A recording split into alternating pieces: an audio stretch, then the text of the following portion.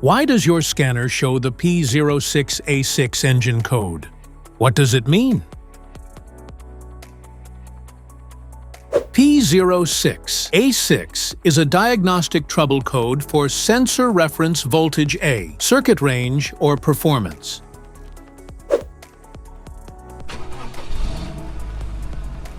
This engine code indicates that this means the Powertrain Control Module, PCM, has detected a problem with the 5-volt reference voltage signal sent to various engine sensors. Under this circumstance, short-distance driving is permitted, but your vehicle should be repaired as soon as possible.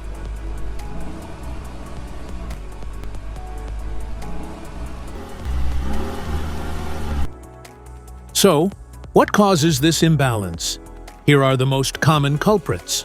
This error can be caused by these possible faults in your vehicle. Sensor issues, wiring harness issues, ECM or PCM issues, other factors. Each DTC code corresponds to a specific issue in your vehicle. This error code occurs in any OBD2-equipped vehicles, especially those in manufacture since 1996.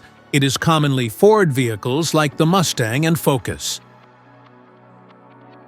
If you want to fix this error code, let us know in the comments section.